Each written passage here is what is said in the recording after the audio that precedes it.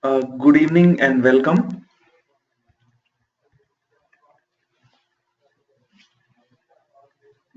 This is our third session on Python, and we are going to discuss functions first.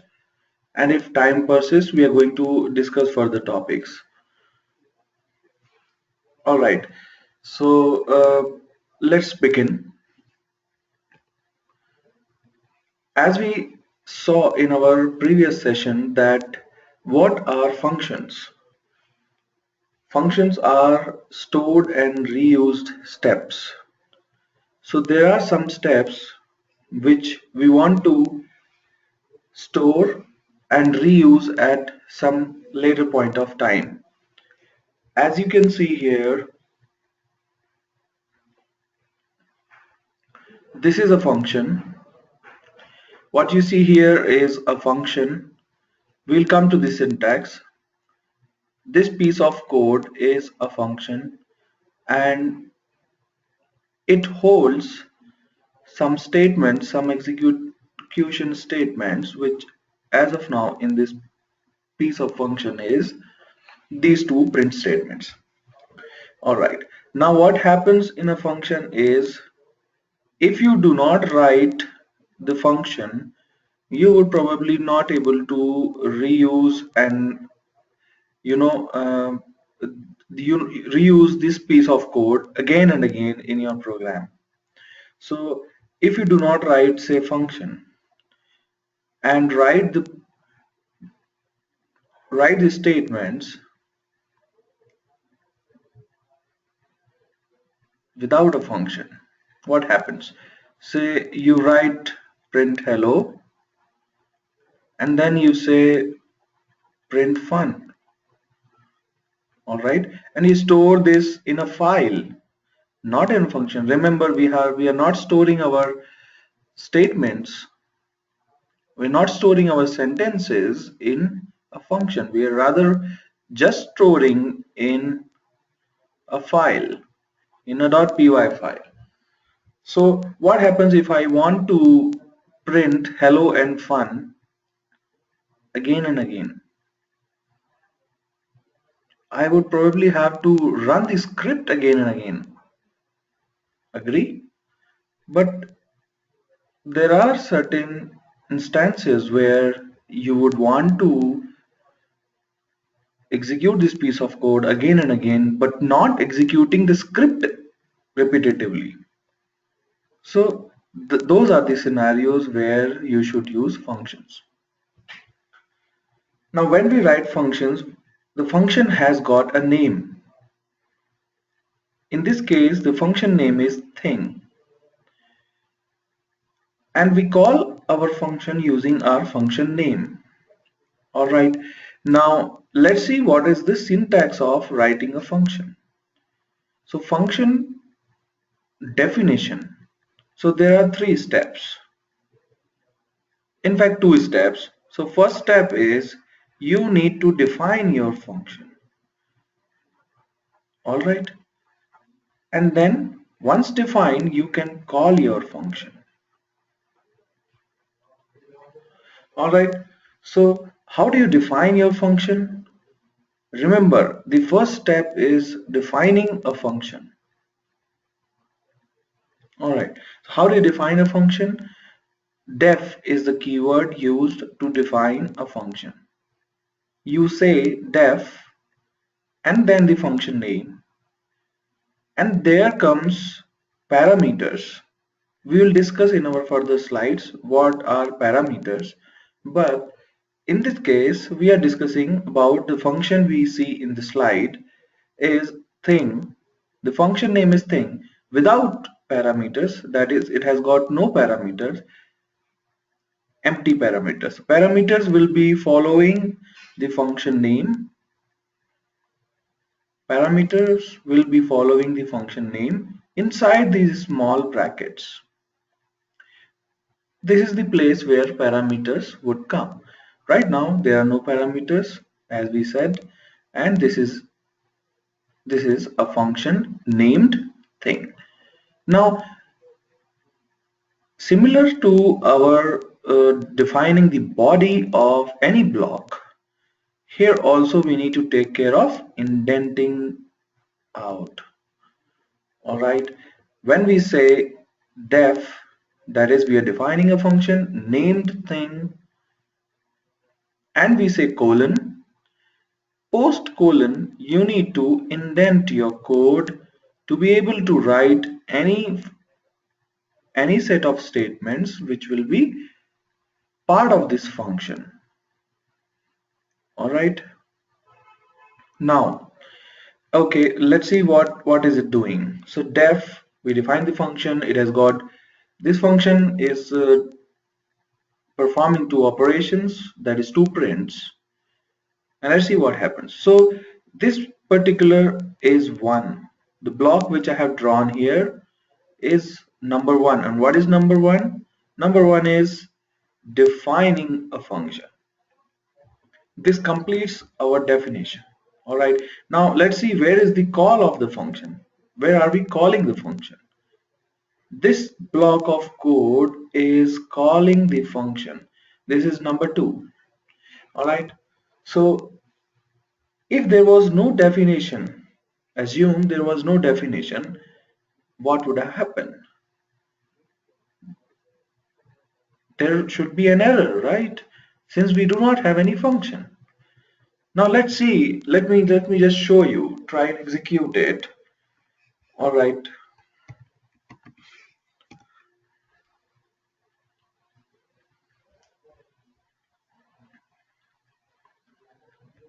so I hope this is visible, and okay, so we'll just write the same thing. So we'll define a function def thing, no parameters, colon, and then indentation. I have already got the 4 spaces done because I'm using a smart IDE. Alright, it takes care of the indentation for me. Alright, now I say I have got hello, and then I've got fun. Right, this defines my function. Now if I call this function, you see I get these two statements inside the function executed. I get the print hello and fun. Alright, now what I intend to say here is, if we do not define a function, let's say I do not define a function thing1. So when I try to call a function name thing1,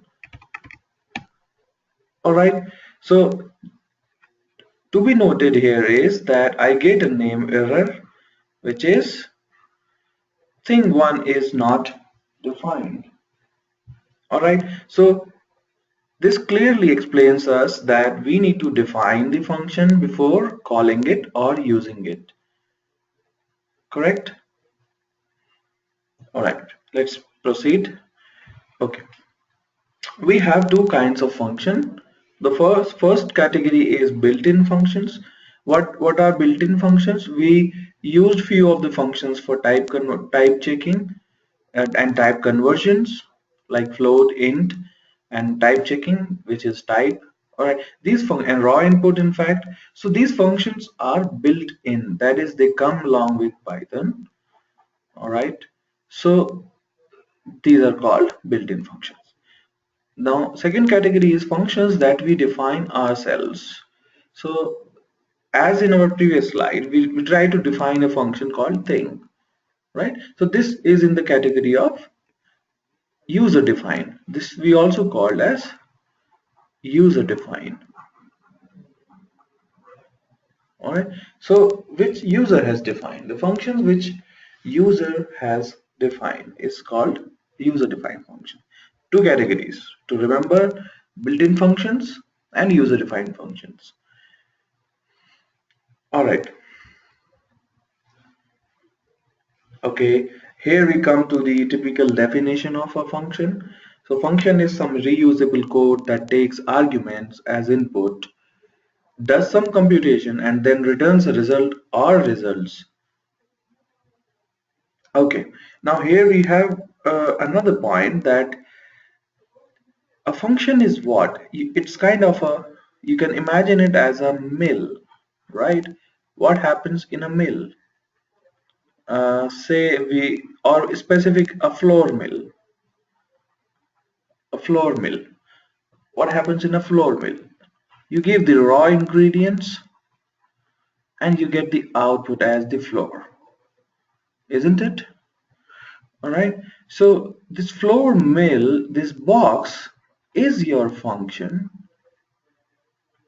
This box is your function. You give some inputs, the raw data you give, right? You give some inputs, it gives you some output. It processes it and gives you some output, right? So this is what we mean by does some computation. It processes the input. The inputs are nothing but your parameters or arguments, and the result is your output. And we also saw uh, we define the function using the keyword def. All right. And how do we call our function? That too we have seen. Now remember what is not there in the function call. We do not give def in our function call. All right. So if our function is thing, as in our last example, we just say I want to call my function, which is thing. So you call the function by using the function name and giving the parameters which it accepts.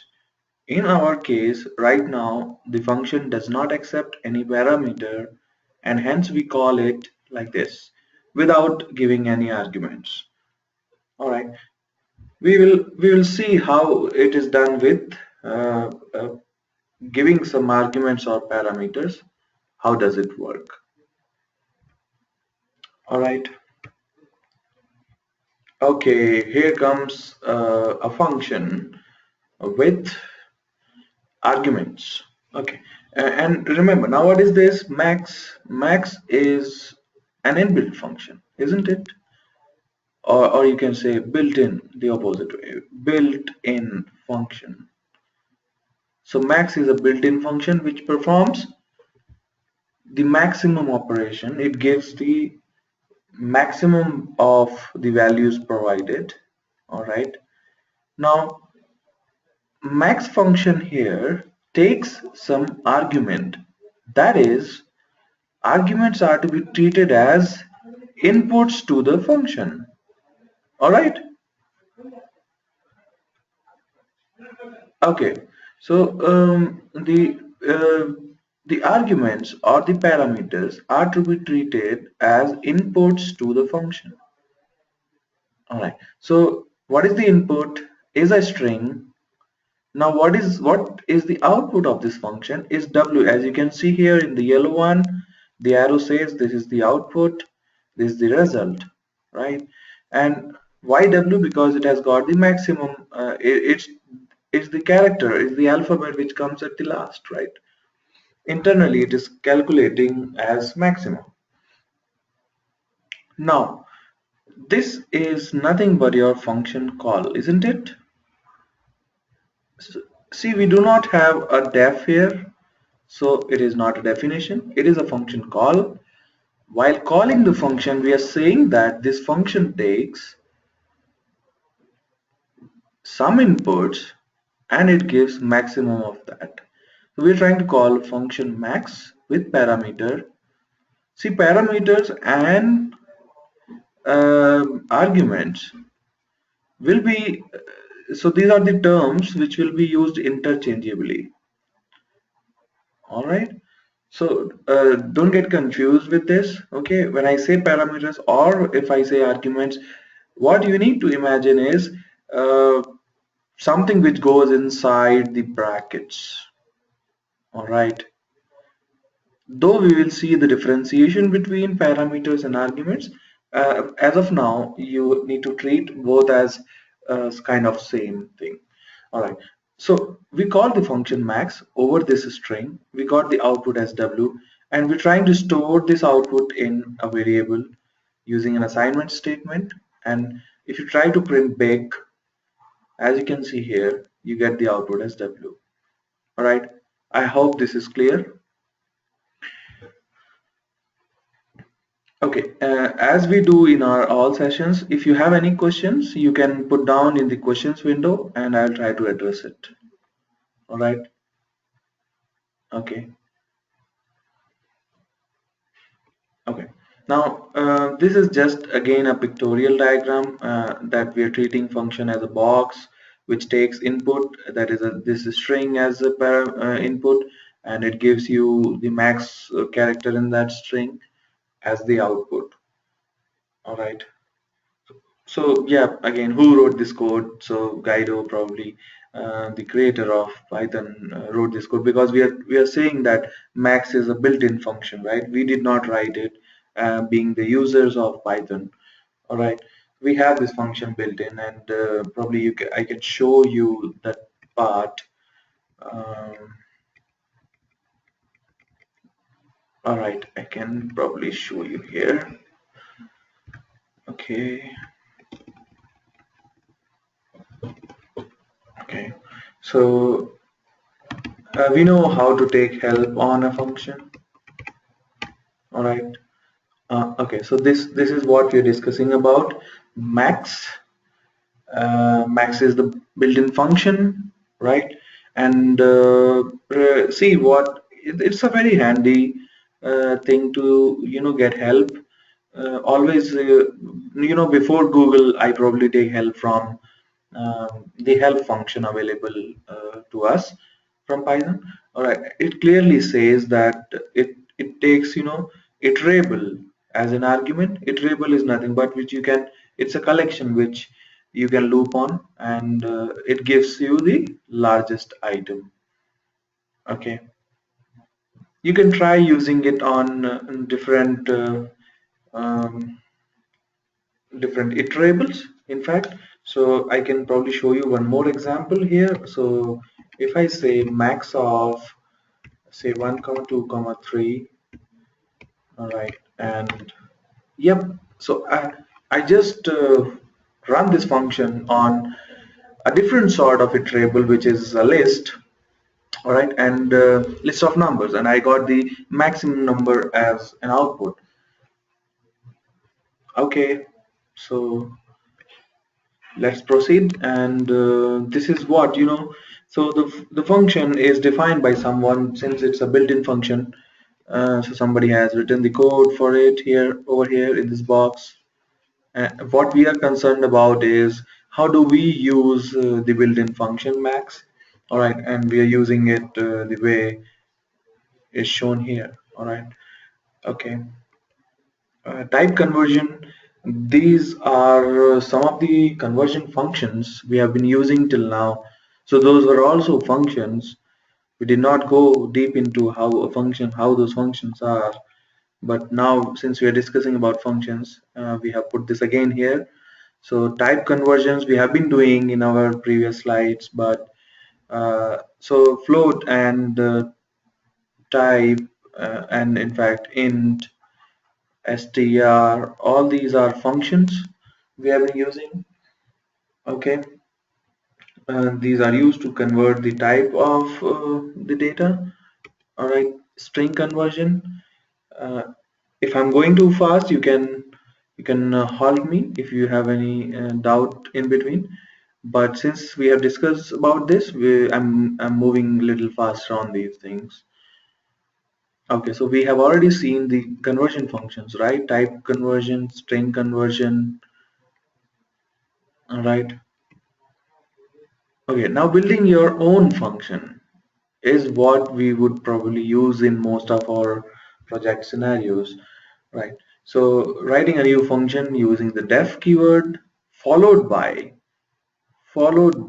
optional parameters in parentheses. Parentheses is this, def is here, all right? You give function name, this has got a parameters colon, and then you give the body of the function, right?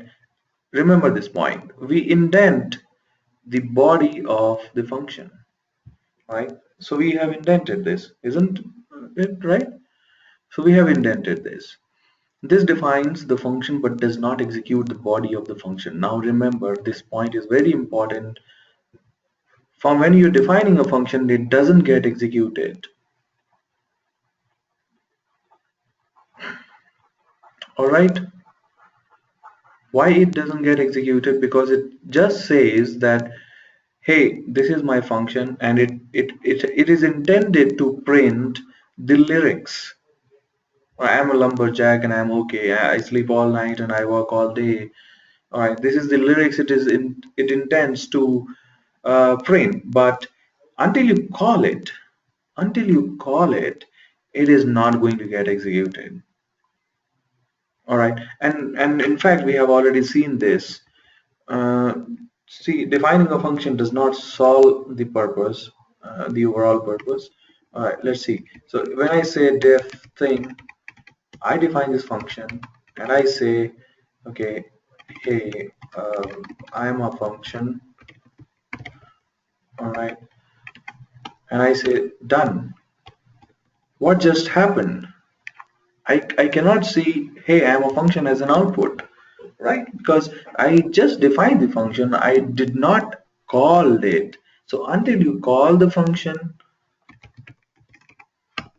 you do not get the function executed. As simple as that. All right. Okay. So here it is. We defined the function in the previous slide. This slide using def. There are no parameters to it, and we call the function over here, and we get the output as the lyrics printed. Correct? Okay, here's a bit more piece of code. You can explore it later.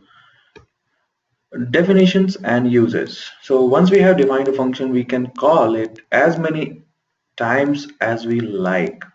This is the beauty of function, defining function using functions, right? That your piece of code is um, saved for later point of use, and you can use it n number of times you want. This is store and reuse pattern. Whenever you want, you call the function, functionality get executed, and you get the output. All right. Now, okay, so we have got x is 5, print hello. So when this script runs, you get hello as the output first, and you see this piece of code is not executed, and then we get yo, and then print lyrics. Here is the actual call of the function. When you call this function, this piece of code is executed and you get the 2 lines of lyrics printed. And then x, what is x? X was 5, 5 plus 2 is 7. Print of 7, right? Gives you 7. Okay, all right. Okay, we come to a good point, arguments. All right, so we saw that whatever goes inside the parentheses are called arguments, and those are to be treated as input, right? So let's read out what the slide says. An argument is a value we pass into the function as its input when we call the function, right? So whatever we want to give input to the function are called arguments. Okay, we use arguments so we can direct the function to do different kinds of work when we call it at different times. Okay, and we also at this point is already showcased, like using the max function. We tried calling the max function with a string. All right, we also call it using a list, correct? And then you see how we are getting different kinds of work done by the same function max, but calling it using different arguments, that is different inputs. On different inputs, we get different outputs. All right. Okay. Now, what are parameters? See, there is a differentiation between arguments and parameters. We need to understand this. All right. So the actual value, when you call a function and provide uh, the actual values, those are called arguments. I'm sorry. So those are called arguments. The variables which will take the actual values are called parameters. So where are parameters defined? While defining the function, right? So a parameter is a variable which we use in the function definition. Remember, whatever goes in the function definition inside these brackets, inside these parentheses, are called parameters. The actual values which you pass while calling the function, that is en. Over here, we're trying to print different sorts of greetings, also different languages, en, es, fr. So lang is a variable which is called a parameter, in fact, and this parameter will be holding the value of argument, right? So do you understand the difference between argument and parameter now? Okay. So parameters are the variables which will be used during the function definition. So it is a handle that allows the code in the function to access the arguments for a particular function invocation. When the function is invoked in the sense called, so this particular is the invocation of the function. All right. And lang is going to take, lang is a variable or a parameter which is going to take the actual value during the function execution. And then we compare what is lang right now. So during our first call, this is our first call. During our first call, what is lang? Lang is going to be en. Does this condition satisfy? No. Does this satisfy? No. It goes to the else. Remember, what is this? This is multi-way decisions we discussed in our previous sessions. All right. So we get hello printed over here and so on. Okay.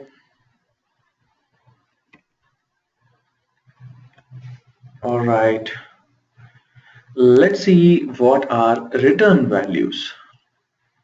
Now we have already seen how our functions define, how are they called, and let's see how do they return or how do they actually give us the output. Okay, so return is the keyword which is used to give output from a function. So return is the keyword. Okay, so when you call the function, it performs something and returns you something. All right. Now, also to remember here is that the function might or might not have a return statement. This statement is optional.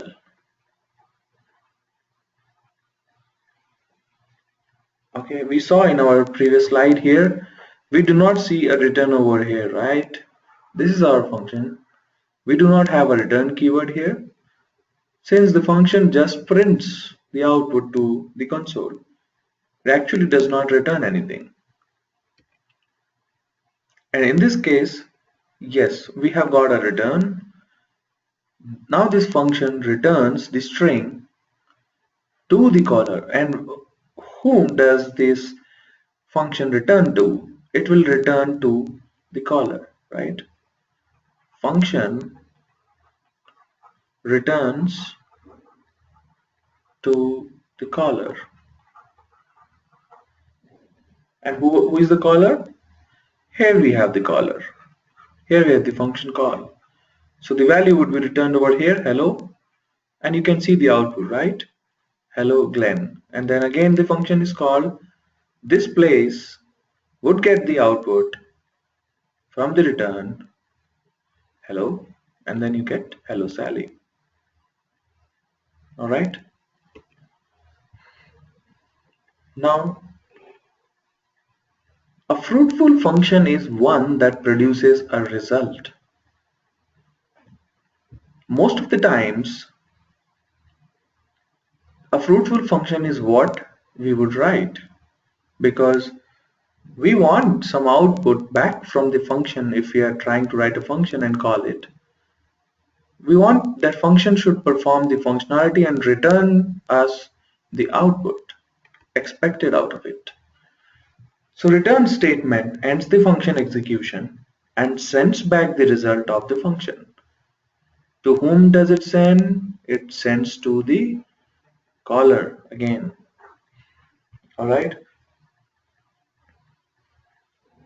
So this is the same piece of code we had, but just one change, that instead of directly printing it to the console, we're now trying to return the greet message back to the caller. Alright. So this is called a fruitful function because it returns us some output, and most of the times we would want a fruitful function. Alright. Okay, now here is the summarization kind of thing. You have the function definition. INP is the parameter. W is returned from the function, is the output. Hello world is the argument, is the actual input.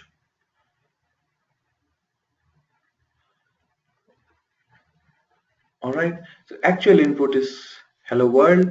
Who will be holding this input? This parameter would be holding this input. It processes it, returns us the output. Alright, this is the summarization. Okay, multiple parameters. Now, it is not a fixed thing to have only single parameter or single argument always. A function can have n number of parameters, n number of arguments. So we can define more than one parameter in the function definition, like here we have. So this function performs the addition of two numbers provided. So these two numbers come as an input. These are the actual values, 3 and 5. 3 and 5 are, so what happens when this is called? So A holds 3, B holds 5, A plus B 3 plus 5 is done, that is 8. 8 is stored in this variable added. Now the value of added is returned back. So this is the function called, and when I said the return value is returned back to the caller, this is the caller. 8 is returned over here. It in turn is stored in X. X is printed as 8. A quick summary, a quick summarization of what all your parameters, the function body, the function definition, the function call, the output. Okay. So before proceeding, do you have any question out here? No. Okay, great. Okay, so now we see how can a function return multiple values. Till now we have been returning a single value like a string or something, or a number from here. Now we'll see how can we return multiple values. So this is a function which actually returns the minimum and maximum both. So minimum and maximum of the given array or the given list. So this function takes an array as a parameter. We don't use the terminology array in fact in Python, but though it is given here as an array, it is called a list. Okay, the list is passed as 1, 2, 3, 4, and 5. So this function performs some operations. What it performs is it tries to get the minimum and the maximum number on this array, and it returns both together.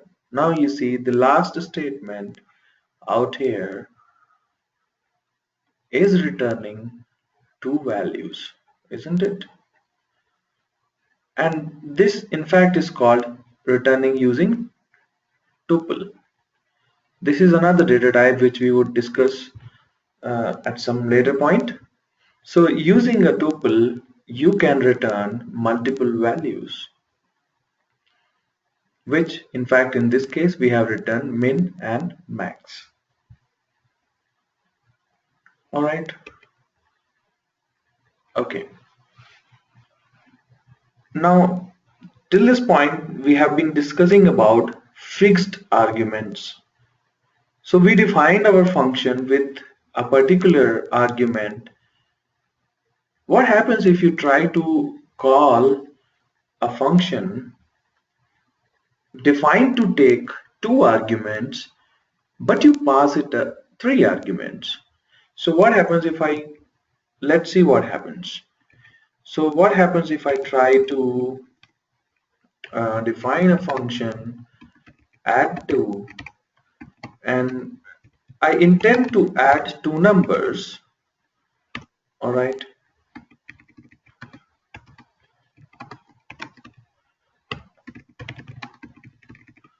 This is my function definition, and my function is meant to perform addition of two numbers.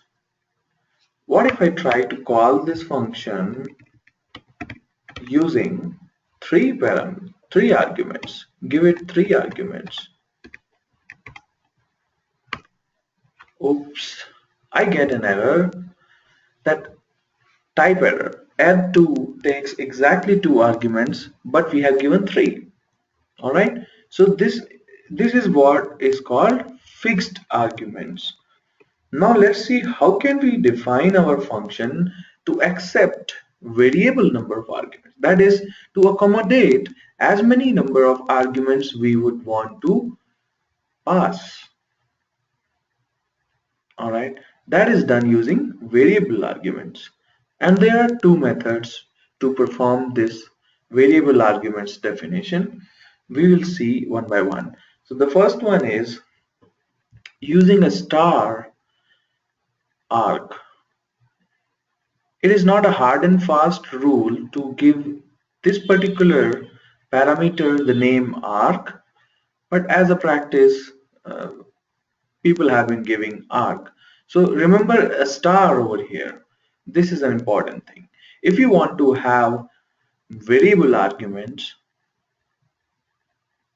you need to give this star in front of the parameter name. Alright, let's see how it works. Now my function definition is done. The difference being that I have a star now. I have a star in front of the parameter name. That makes my function as accepting variable number of arguments. Okay, all right, let's see. So many args is the function call. I'm trying to call the function with only one argument over here, that is 1.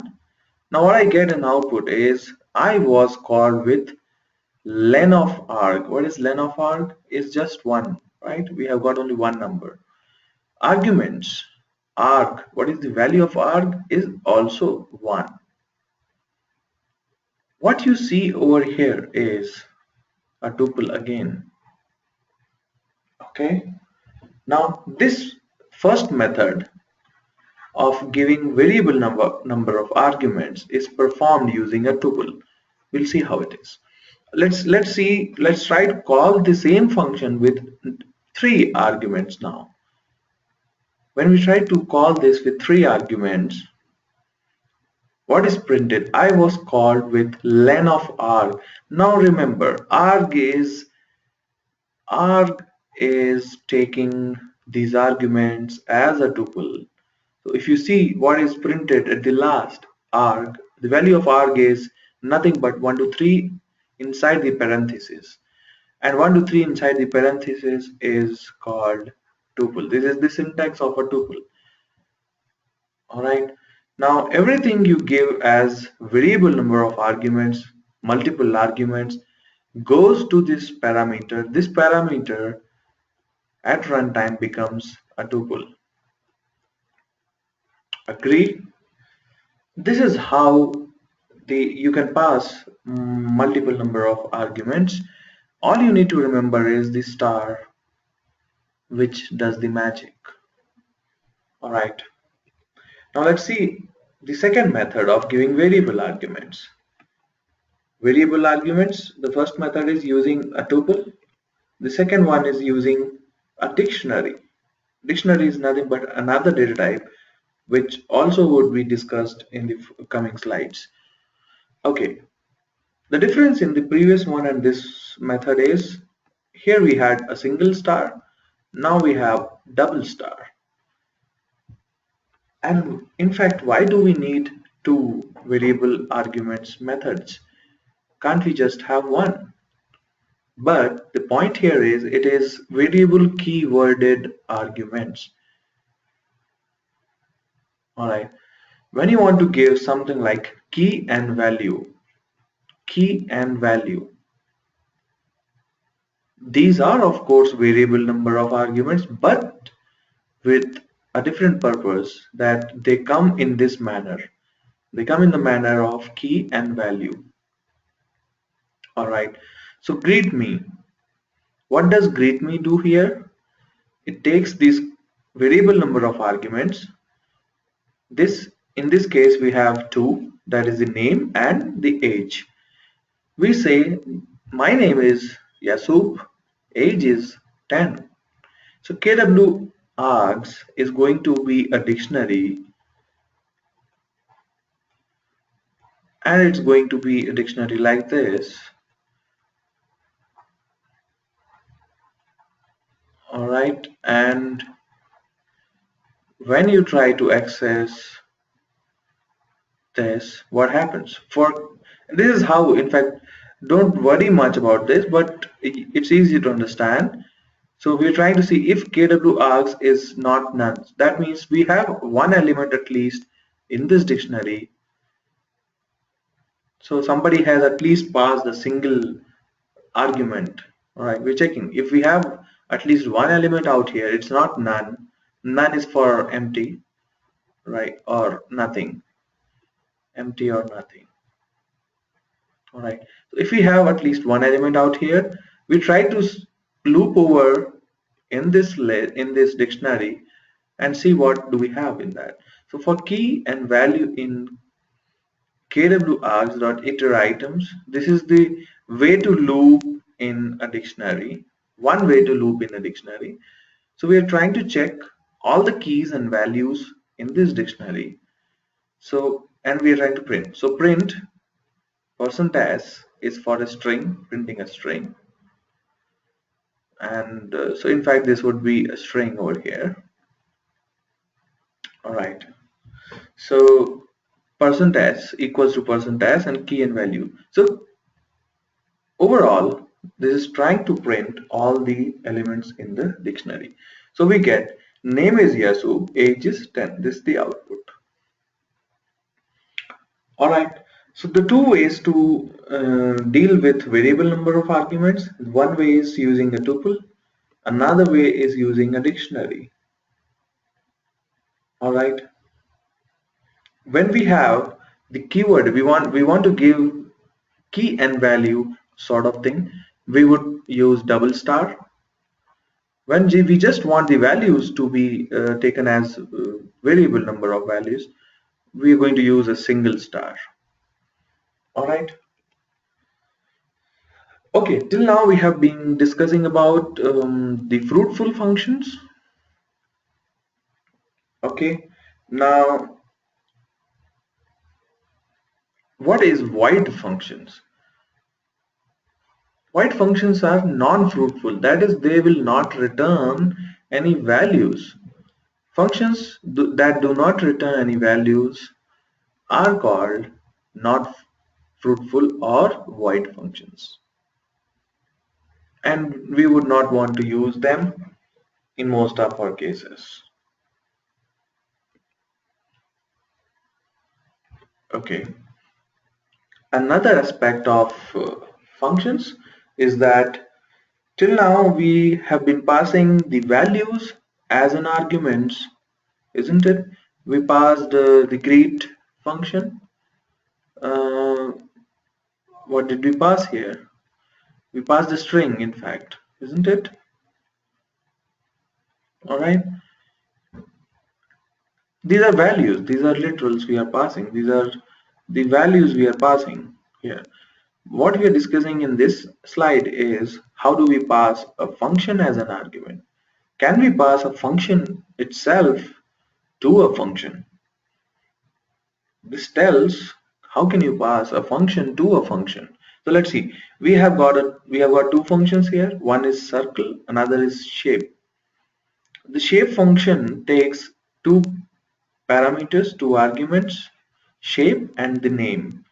And we're trying to convert and call what is the shape user is trying to draw. Right? And here is another function. Let's see how it works. So this is the function call. We're trying to call the function shape with a name circle. Now let's see, this is not inside double quotes, so it is not to be treated as a string. Rather, we're trying to call a function, passing a function itself as a parameter. This is the function name we are trying to pass. Okay, so what is this? This is the function name we are trying to pass. So we pass circle as the function name to the function shape. Circle comes here, the shape becomes circle. So shape is referencing to circle and name will be referencing to the string Sandeep. Alright. Now what happens here? Converting is printed. Then what happens is this shape is replaced by the function name circle, and in turn this evaluates to circle Sandeep, isn't it? Now if we have got a function called circle, this would call this function, actual function circle. Now this function takes only one parameter, which is a string, and it prints what is the x. X will be referencing now to Sandeep, so we get the output as Sandeep is circle. Interesting, isn't it? So we see here that we can pass function names also as arguments to another functions. All right. Now let's see some examples, some real-time examples, some very useful examples which we'll be using in our day-to-day projects. All right. Filter function. Filter function is a built-in function, and how it works is like this. Executes a function on each element of array. So the filter function takes two parameters here. The first parameter is function name, based on which we want to filter out. If the function returns true, so remember now here that executes a function on each element of array. What is the array? The second parameter is a collection which we pass, right? So this function will be executed on each element. All right. So is even is a function we have defined here. Filter is another function. Filter is a built-in function, whereas is even is user defined. We have defined what do we want to filter, how do we want to filter this list based on. All right, and we say any element which is even, which does not give a remainder when divided by 2, that is even number. If any number is even, return me true, right? So this function either returns true or false, and for the values it returns true, it's going to filter them out. So it's going to take only those elements which satisfy this condition and gives us true. All right, let's perform this operation.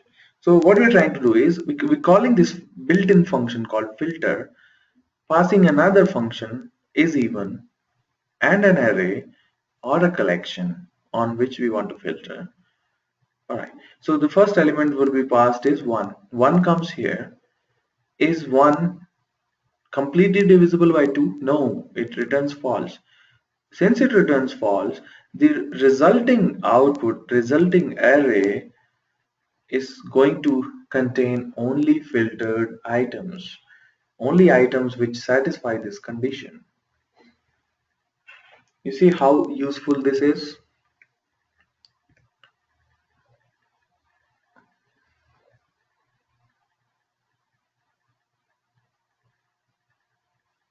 All right.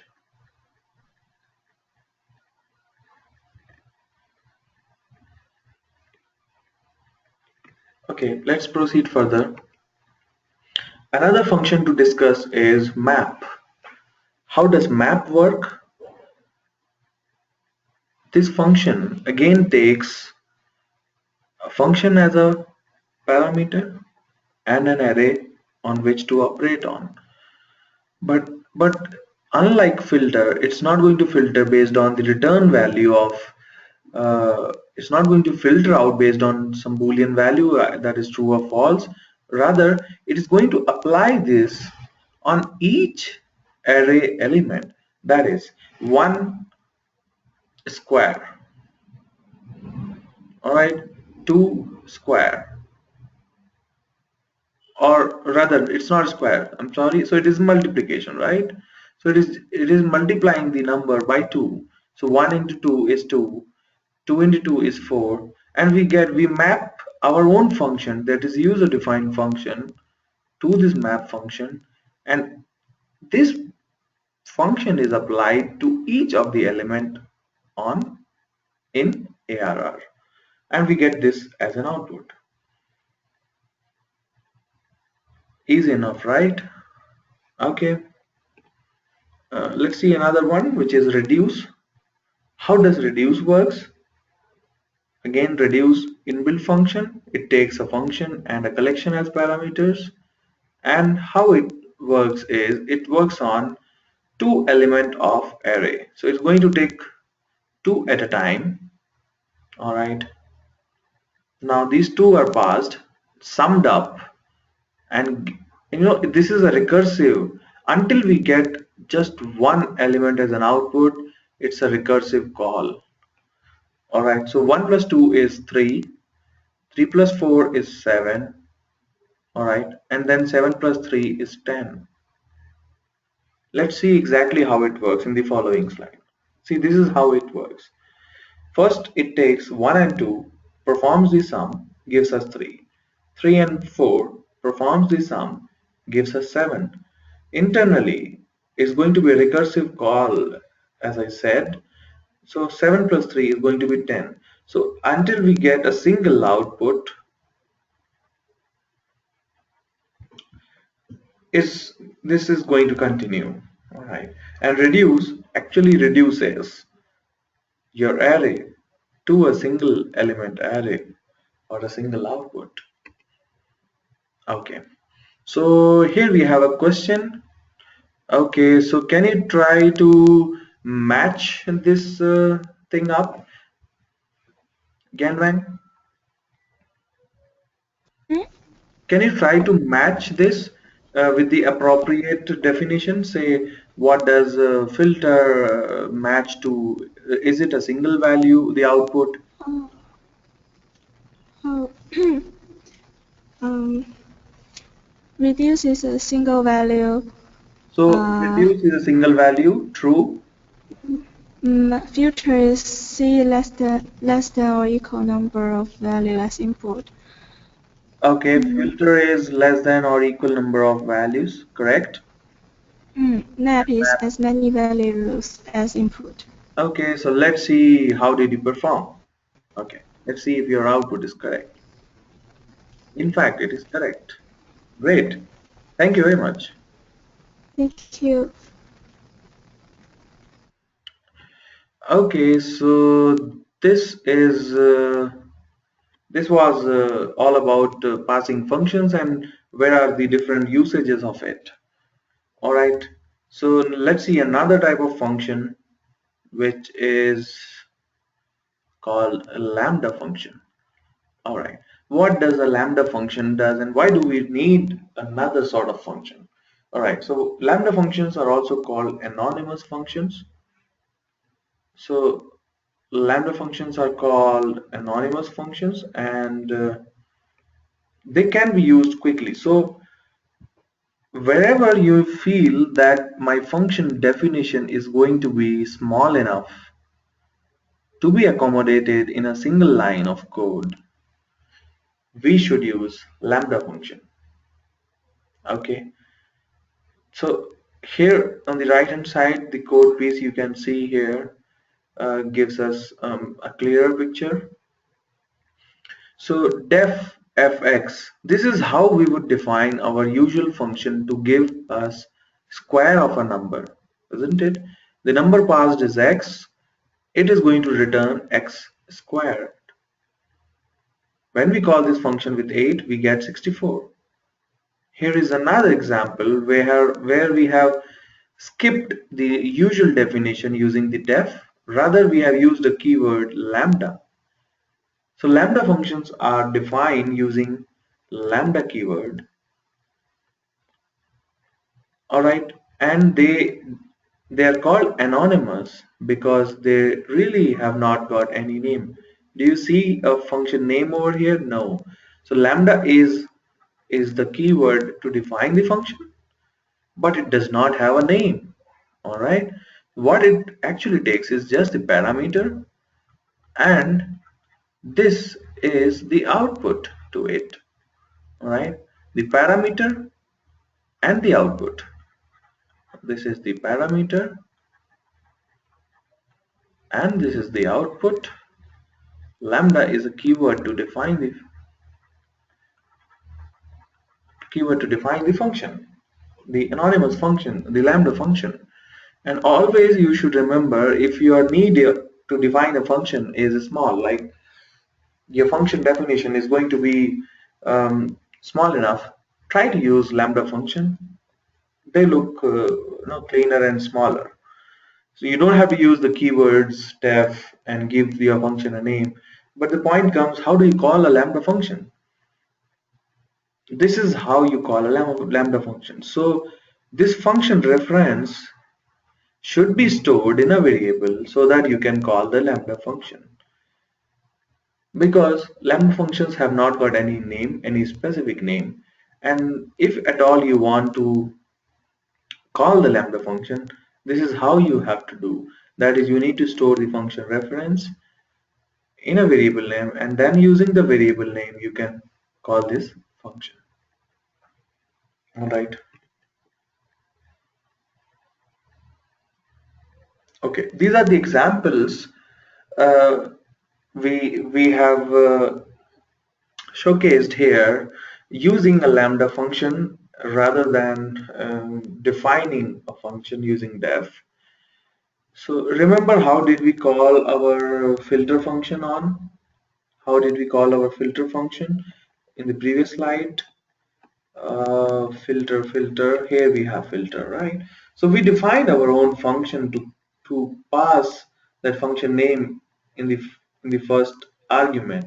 All right, now rather than defining our function, we are defining a lambda function inside the filter function itself. So we are saying filter of, now we know that the filter function takes a function reference, a function name as the first parameters. We are saying that I want to apply the filter based on this function on this array. So lambda of x. So this function is going to take one parameter and returns us the numbers which are divisible by 3. And hence we get the filtered output like this. Similarly for map and reduce. So the takeaway from this slide is that for quick or smaller things, we should try to use lambda functions. Alright, now we have a question here: to function or not to function? When is the need to write a function? When should you not write a function? Let's read this out. Organize your code into paragraphs capture a complete thought and name it, right? This is a scenario we are trying to write a function. We have a paragraph, we are giving a name to it. Don't repeat yourself, make it work once and then reuse it. So it is the reusability part which we discussed. If something gets too long or complex, break it up into logical chunks and put those chunks in functions. Alright.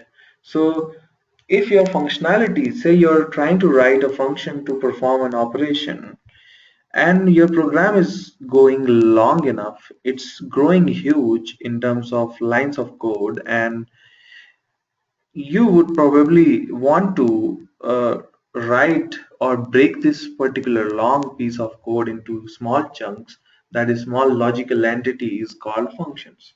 All right, so it is, the takeaway is that is you should always try to write reusable piece of code using functions. All right, okay, I have a question here, and this is the same question in fact, but the difference being that now we would compute the pay which we tried in our previous session using a function.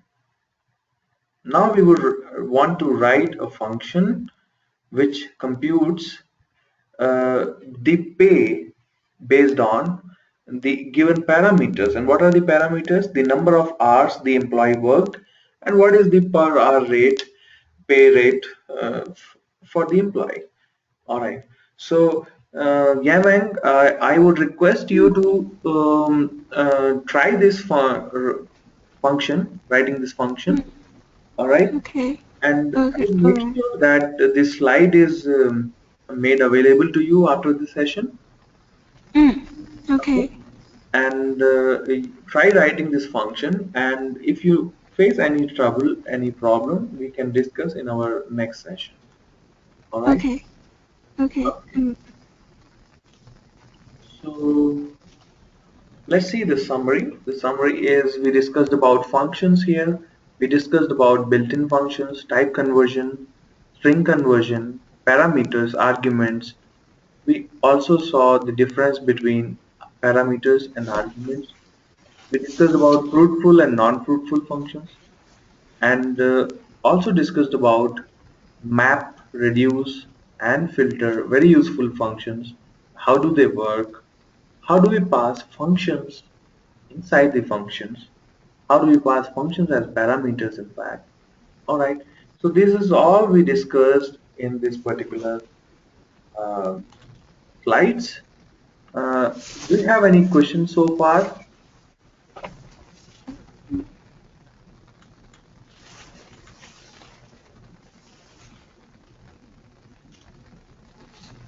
No questions?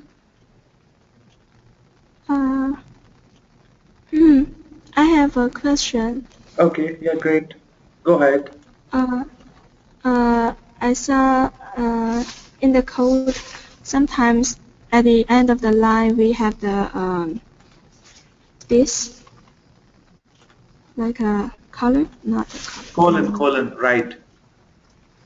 semicolon, Okay, and so, sometimes oh, sometimes it right, all right, doesn't. all right.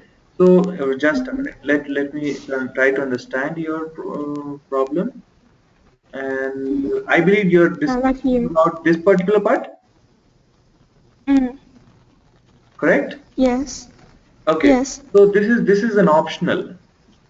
Oh. This is optional. In fact, it is not needed. Okay. So, so and this also, right? I think Mm, this is the thing you want to ask, right? And why do we yes. have a semicolon in some parts and not in all, right? So this is Yes. optional, all right? Okay. All If, right. if you don't give that, no harm. In fact, Python says that you should not use a semicolon here, but people Mm, come from coming from background of C, C++ or Java, they try to use semicolon, right? So mm, writing a semicolon at end of every statement does not make any harm, okay. okay? But it Okay. is optional, all right? Okay. Okay, I got it. Thank you. Okay, great. Any other questions? No, thank you. Okay, so just a minute. So shall we proceed with our next slides? Yes, please. Okay, so just let me make over. I want to keep them. Okay.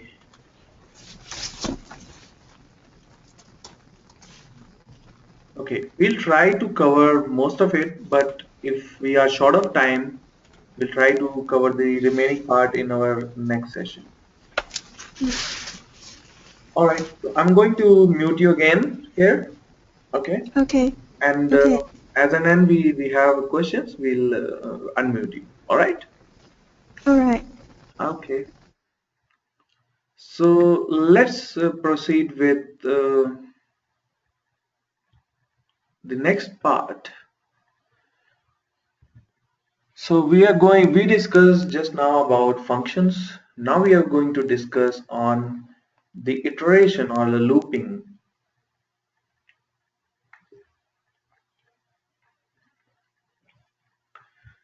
During our previous session, we discussed that our program can have conditional steps,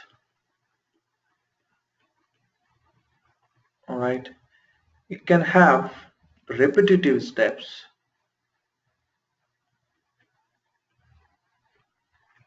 and functional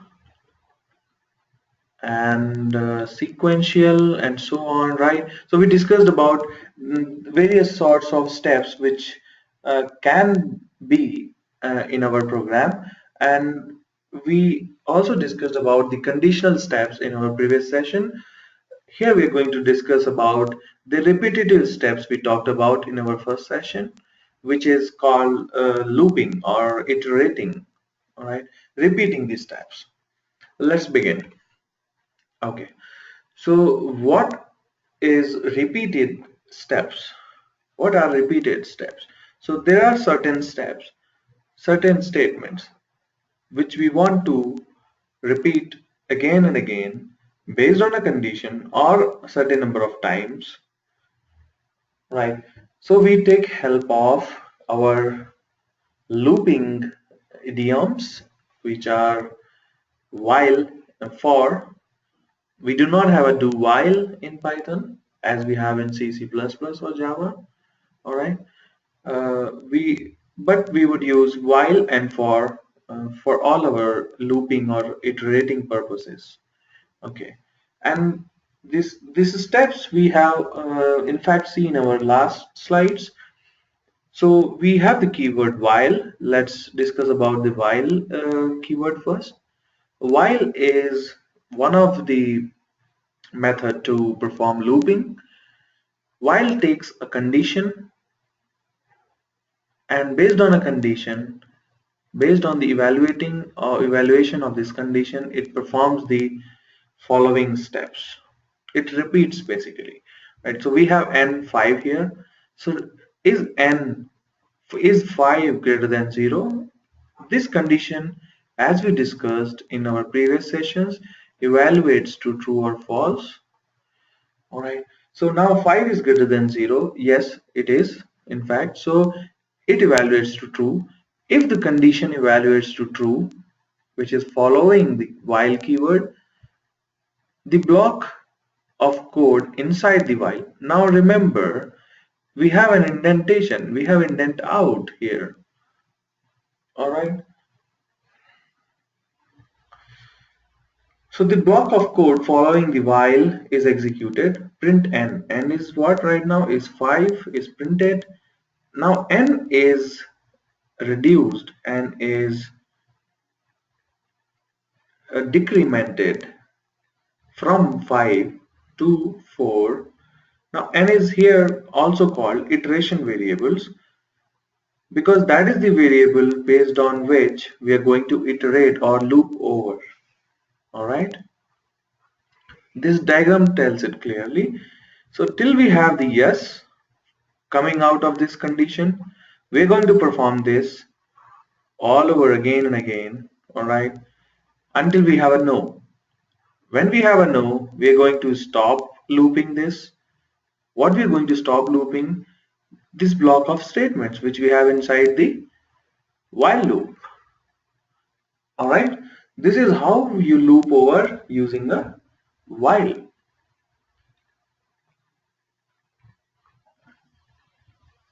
Alright, let's see what is an infinite loop. Okay, do you see any problem with this loop? Okay, let me unmute you. Do you see any problem with this code?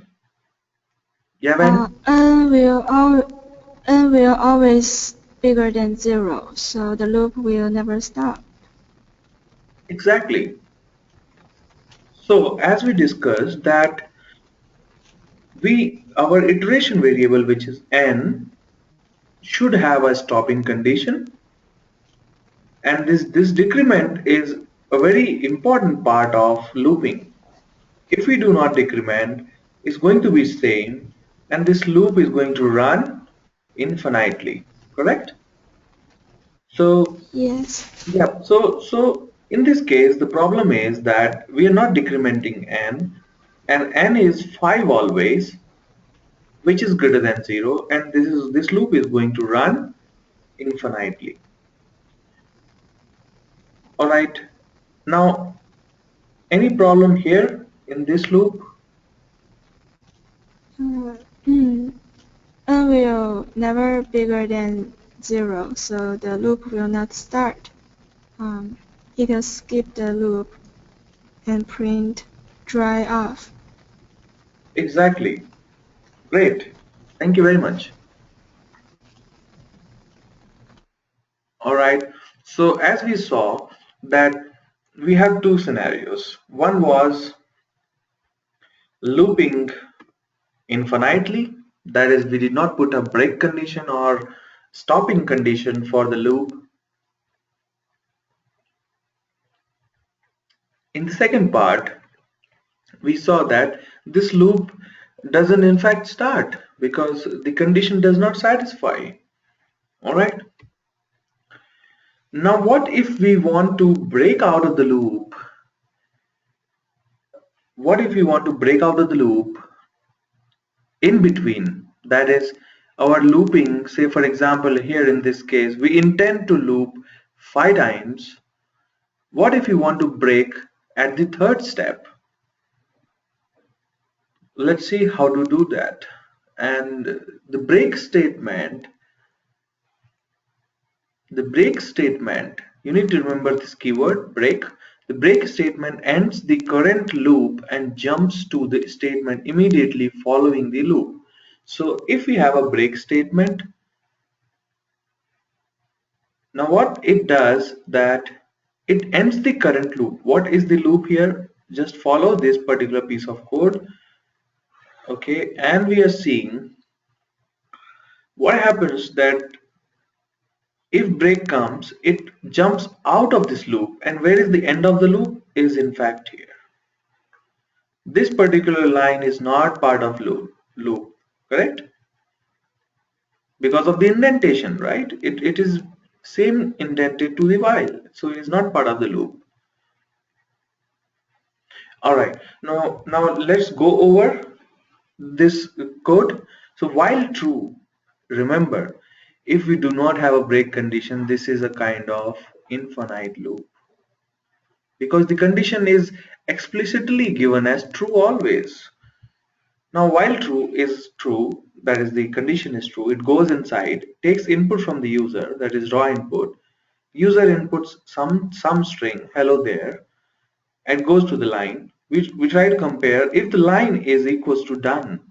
No, line is equals to hello there. It does not come inside this condition, that is the break is not executed. It directly goes out here, prints the line. What is the line printed is hello there. All right, but this done is not printed because we are not still done with the looping. All right, it goes for checking again. Yes, while the condition is satisfied that it is true, it takes again input from the user, This time user has put input finished. Again, the finished is compared with done. No, it is not equals to, is, see, the equality operator. Is finished equals to done? No, it is not. So break is not executed. Then print line. Yes, line is printed in fact, but this done is not printed because we are not done with looping still. Right, it goes back again here, checks the condition. Yes, it is true still. Again takes the input from user. This time user has input done string. Yes, done string is equals to done, and it goes here. It breaks the loop. Break actually breaks out of the loop. This line also is not printed. Immediately it breaks out of the loop, and the following line to the loop is printed. This line is not printed. You can see done in small is not printed, whereas this done capital with exclamatory is printed. Alright, so this is how we loop over using while, and this is how we break in between. So if this break was not here, what would have happened? This loop would have continuously executed infinitely, right? We did not have a break condition. But here we do not have a break condition, but we have a break statement which breaks out of this loop. All right. This is how it works. When it is done, it is directly coming out of the loop, skipping this particular print of line. All right. So let's see. Okay, this is again a pictorial depiction of what we discussed right now. Finishing an iteration with continue. So continue statement is another type of statement. Like unlike break, it does a different task. What it says that, let's see how it works. So continue statement ends the current iteration and jumps to the top of the loop and starts the next iteration. Now continue statement does not break out of the loop. What it does, it stops the further execution in the current iteration. So for example, my iteration is number 1 right now. I'm at the first iteration, and if we hit continue, these particular lines of code will not be executed. These 3 lines of code, if we hit continue, what it says is that it skips the further lines in the current execution, in the current iteration, skips these lines and loops over, goes for the next iteration though. Alright, so let's see how it works. Raw input, we had input hello there, and hello there is a string. So we're trying to compare if the first alphabet of the string is hash. If it is hash, we're going to continue this loop. We're not going to stop it. And if the string itself is done, we're going to break out of the loop. So we have two conditions here. So we try to see first. We do not have a hash here. It does not go here and continue the loop. Rather, it checks for the next condition, in fact. But again, it is not done. So it does not either breaks out of the loop. Rather, it prints the line. And here we have the line. Goes over for the next iteration, takes again the input. Now in this input we have hash at the front. So what it says, hey, I have got hash, so I, rather than checking for the next conditions, I would want to move over for the next iteration. All right, so it skips this check, is this check, and this print is skipped, and you don't see an output here, right? So it goes for the next iteration. So what continue does is it skips the further execution steps in the current iteration and goes for the next iteration. All right, and when it hits this particular string, that is it done, as we saw in the next previous slide, it breaks out of the loop. All right, so I hope this is clear. Okay, all right, and now let's proceed further. And what do we have? Let's see. Okay, this is what we saw is going to do. This is not executed, rather it goes for the next iteration. Again, the pictorial depiction of that, how that is done. All right, indefinite loops. So see, it is a different term, right? Indefinite. Indefinite is different from infinite. Okay, but it is not defined. What is indefinite is not defined. So while loops are also called indefinite because they keep going until a logical condition becomes false. All right, if our condition is not going to become, and we don't know when our condition is going to be false, it depends on maybe our stopping condition or our expression which we have put to stop the loop, but it is not defined in the beginning, and that is why the while loops are called indefinite loops. All right. Okay, so why we are saying again the justification, sometimes it is a little harder to be sure if a loop will terminate. In this case, in while loop, it is a bit harder. Sometimes we don't know when it is going to terminate, and that is why it is called indefinite loops. Let's see another part of looping. We discussed about indefinite loops, which is while loop. Let's see definite loops. Quite often we have a list of items of the lines in a file, effectively a finite set of things. So if we talk about lines in a file, we're not going to have infinite lines in this. Are we going to? No. So we are going to have some set of lines, maybe 10 or 100 or 1000 or maybe more than that. All right. So we could be saying here that our set of lines here is uh, definite. That is, it is defined. It is going to be some definite set of things. Definite. So we have effectively we have a finite set of things. All right, which we are going to loop over, and that's why we are calling these as definite loops. So we can write a loop to run the loop once for each of the items in the set using the Python for construct. Effectively, what we are trying to discuss over here is for construct. We discussed about while, which was called indefinite. We are now discussing about for, which is called definite, because it loops over in a finite set of uh, things, and we can hence tell that these are the number of times it is probably going to execute. All right. Okay, so let's see. So we're trying to, so how, this is how a for loop is run. So the syntax for a for loop is you write for and then an iteration variable. I is an iteration variable over here, like one we have in a while. Okay, now the difference being that there is this is not based on a condition that it becomes true or false. Rather, it is going to be a check in. So in is a kind of a membership or containment operator.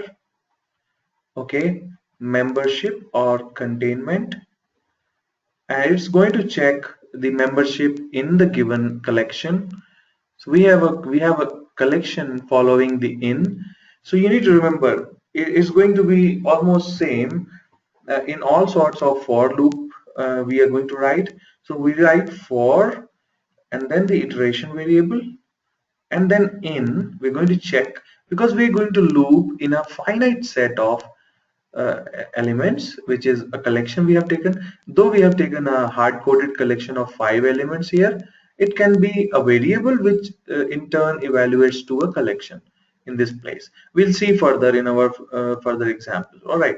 So for I in this, so until we have an element in this, we're going to print I. So I is going to take 5 first.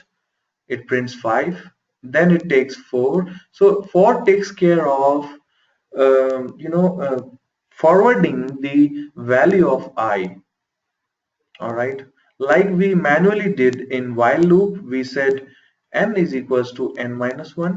We did this manually because while does not take care of it, but for does it.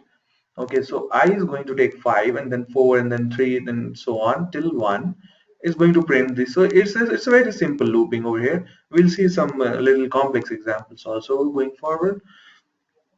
All right.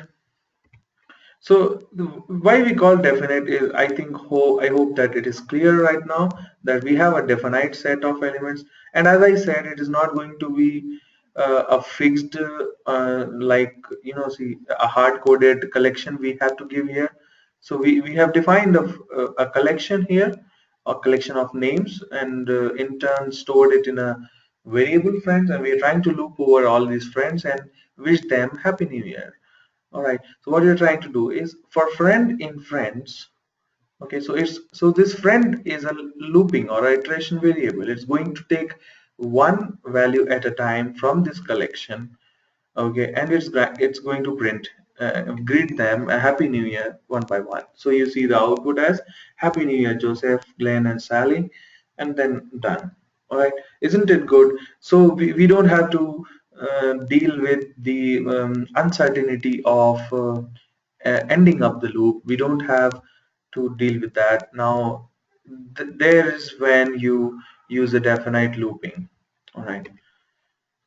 So as I said that for takes care of moving I ahead. All right. So I is moved ahead. We don't have to take care of it. Okay. It does it for us. And you just have to say for I in this collection, do this particular thing. Right?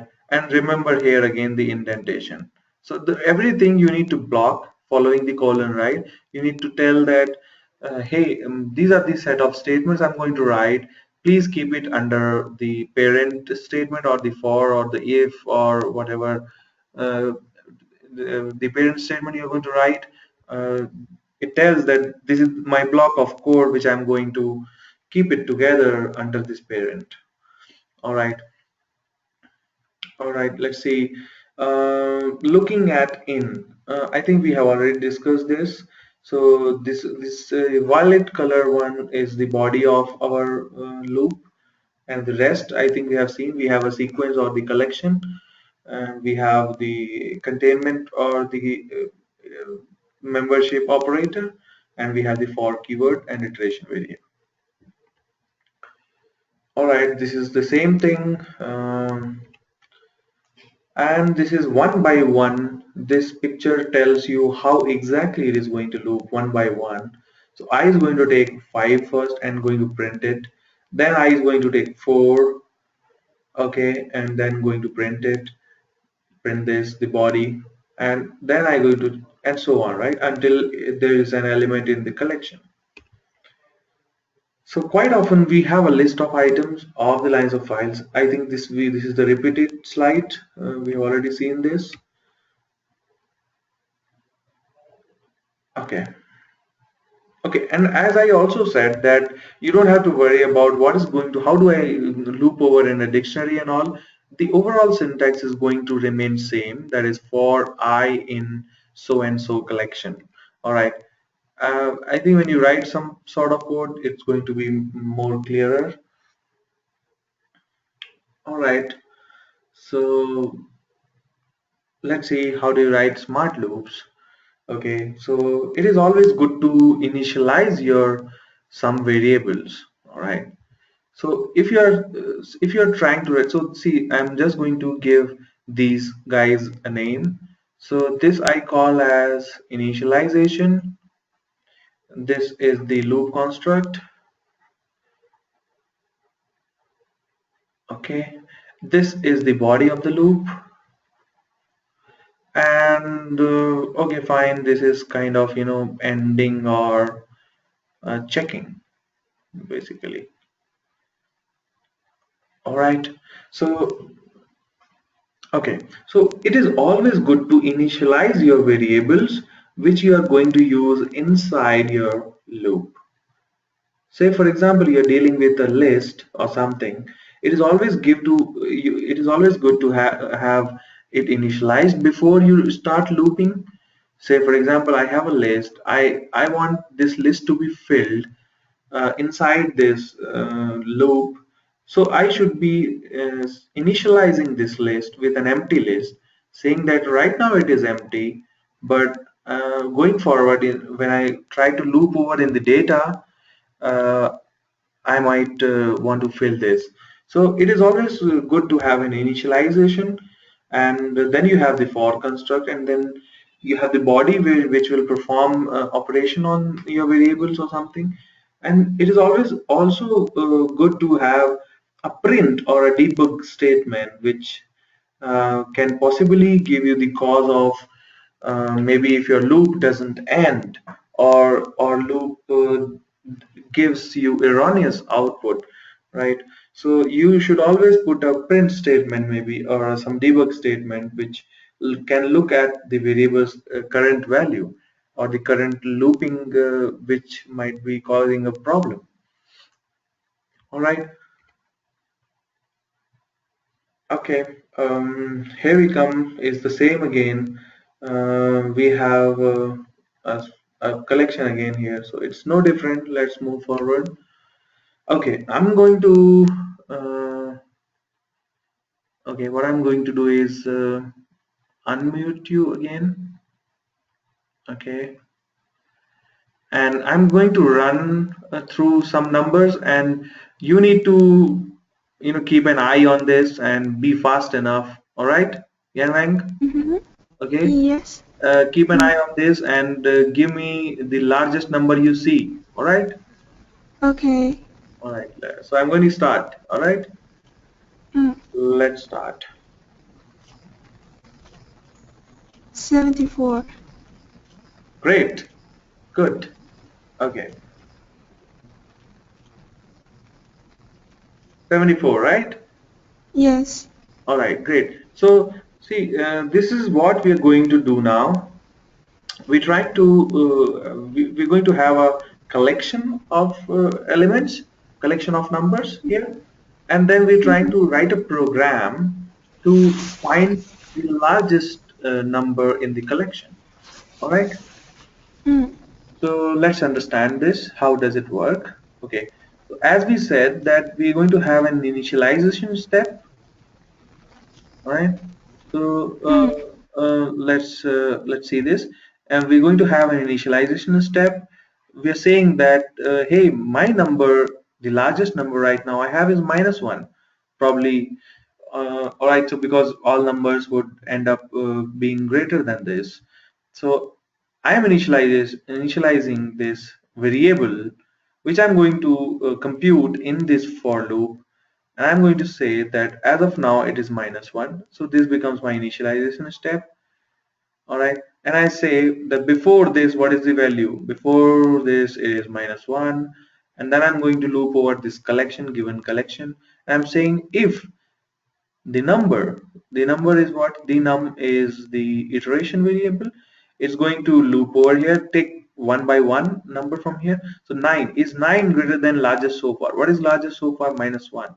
Is 9 greater than this? Of course it is greater than this. So this number, that is the current number 9, is assigned to largest so far. So till now -1 was largest so far. Now 9 becomes largest so far, isn't it? All right. Now we print. So we print that, okay, which is the number we are looping through right now, and which is the largest one. The largest one and the number we are looping through. So this goes on, you understand, until we have the largest one. All right.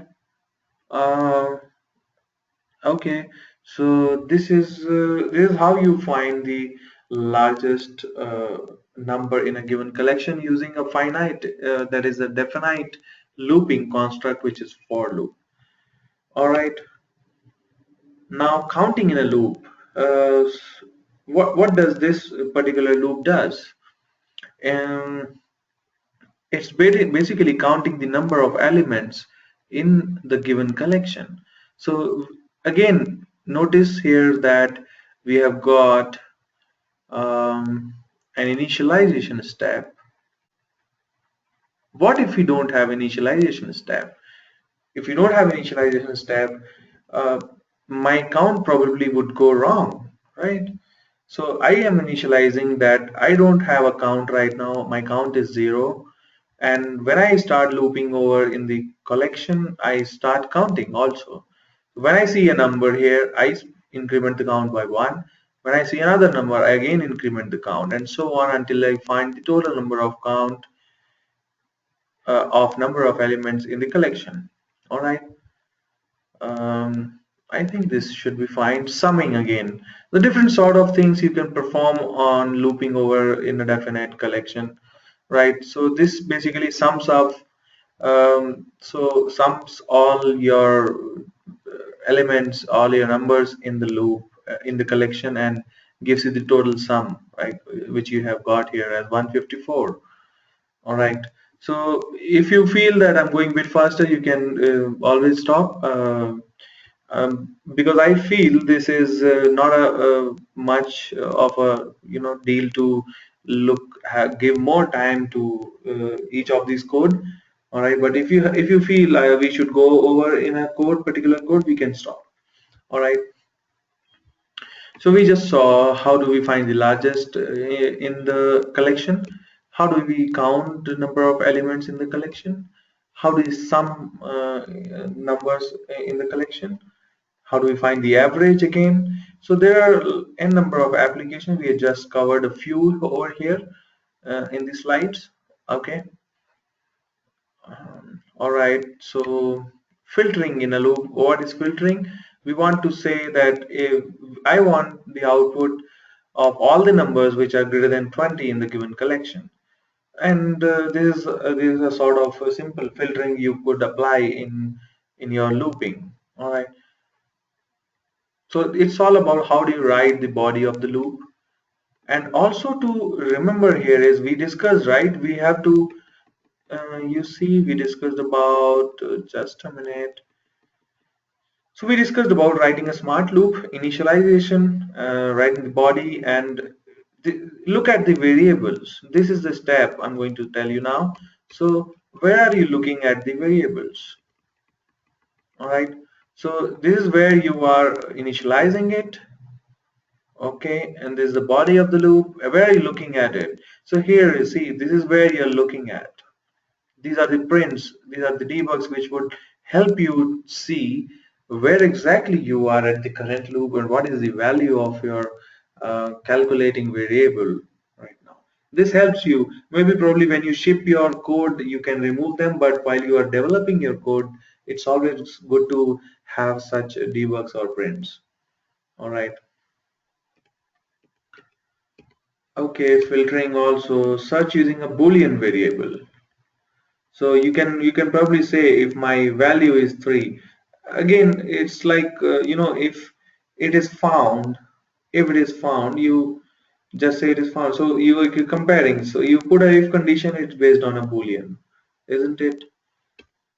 How to find the smallest value? So how do you find the smallest value in the loop? Is just by doing, instead of a greater sign, you do a smaller sign. Now, all right, you see the difference. Instead of doing the greater sign, you do the smaller sign. And there is one more thing you need to take care of is this. You initialize with a proper value, because if you initialize with -1, probably you end up getting -1 as the smallest, which is not part of this collection. All right, you initialized with -1, and whatever number you try to compare from the collection with -1 is going to be greater, probably in this case, and you end up getting a wrong smallest value. All right, so it's better you take care of a better initialization. You initialize with none and put a good condition that if you have the smallest variable as none, give it the value. Which is the value? The first value. That is, we are making 9 as the smallest at the first step. All right. And then going forward, every number is going to be compared with this smallest, not -1 always. All right. This is how you take care of things when you are writing a definite looping. All right. Okay, we have two other operators here to discuss. What are the operators? Is and is not. So, is what? So it is implies that it is the same as. It is similar to, equals to, but it is stronger than that. And what it is not is opposite of is, that it is not equals to, right? It is not, in fact. So we are checking over here that smallest is none. So we're checking whether smallest is none, or what is the value of smallest out here. Okay. Why it is said that it is stronger than equals to? Because it can be used in checking on different sorts of objects. All right, it is just not the equality or the value comparison. It is basically for your object comparison. All right. Okay. Okay. So here we come to the summary of it. All right. So what did we discuss today? Is about looping. First, we discussed about functions in our previous slides. We discussed about a lot of things in functions. We discussed about while loops in these slides, infinite loops, using break, using continue, the for loop, the definite looping, and the indefinite, the drawbacks of each, or differences between them, iteration variables, loop idioms. Writing a smart loop also is what we discussed. All right. So, okay, so we're going to see if we have anything else that we can discuss over here. So let me just unmute you again. All right. Okay, so probably we have come to the end of the discussion today. Okay, and we have discussed a lot of things. And what I would suggest you is that you try to get used to writing code now. All right. Mm. Mm. So as I said that I'm going to make sure that these slides reach you. All right. Okay. And Okay. if not, anyways, we're going to share the videos with you. Right? Mm. So you can go over Okay. and try. I think I have. You have to write two programs. Okay. Mm. One was Okay. same pay program which we wrote in the previous session in a different Mm. way. In this particular session, you need to write the same program but in a different way, and the way would Mm. be like Functions. a function. All right. Okay. So I think we will not go further today. I think that sounds good. Mm. Okay. We have discussed a lot of things. All right. Mm. So Mm. maybe I'll take some questions if you have Mm. any questions so far. No. Uh, I should write two programs. One is uh, mm, the pay, The pay. All right. yeah, and in function, Okay. using function. So you want to see the question here? Yes. Okay. Let me just open up that thing. All right. So here we have. So you want to see this, right? Yes. Okay. So here's the Uh, slide. so is this my homework today? Yes, exactly. Okay. And mm, uh, should I write it in the shell or in Eclipse, or Okay. So how do I? whatever Mm, you feel comfortable with, like right. okay. I was demoing this on this particular window you see here. This is Okay. idle. I think we discussed in Mm, the first session, right? Uh, mm, idle mm. is one of the IDEs when you install. So which operating system you are using? Linux or Windows? Windows. Windows, right? So if Mm, you have installed Python on your system, you would find mm. this IDE installed, idle. Do you see it? Uh, You go to the start. I. You go to see. I'm showing you the steps. Okay. Uh, Mm, you go to the start. Okay, mm, and you type mm. in IDLE. All right. IDLE. Okay. Okay. When you type in IDLE, you can see idle Python GUI over here. Oh. Okay. Okay. So IDLE. all right. So Oh, all right. so Mm. when you press on this, you get something like this. All right, and Oh yes, I and saw it. that's Mm, the mm. interactive shell. All right, but what we would want to write is on a new file. Okay, so what you Okay. can do is Okay. go to file and create a Mm. new file. Okay. Okay, click on the new file, and you can Mm. see an empty file over here. All right, Okay.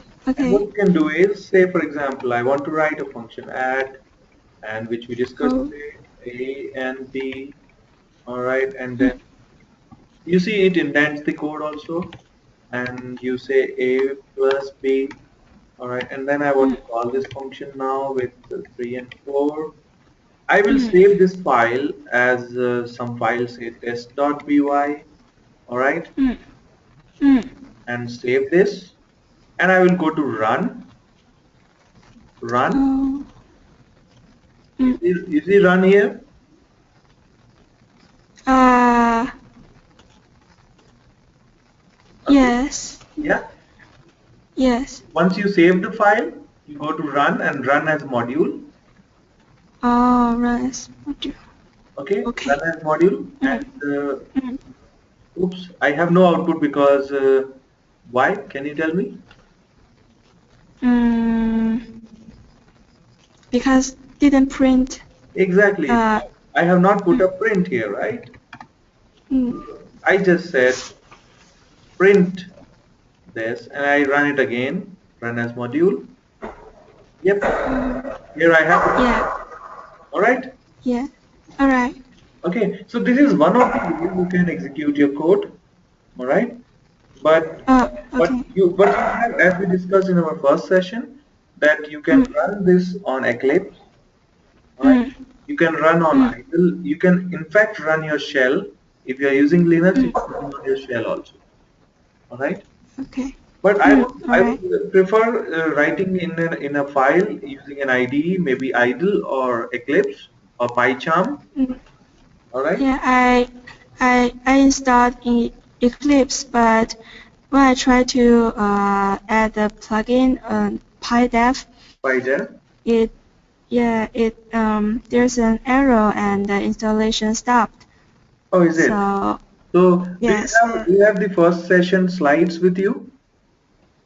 Uh, no, No. I haven't got any slides.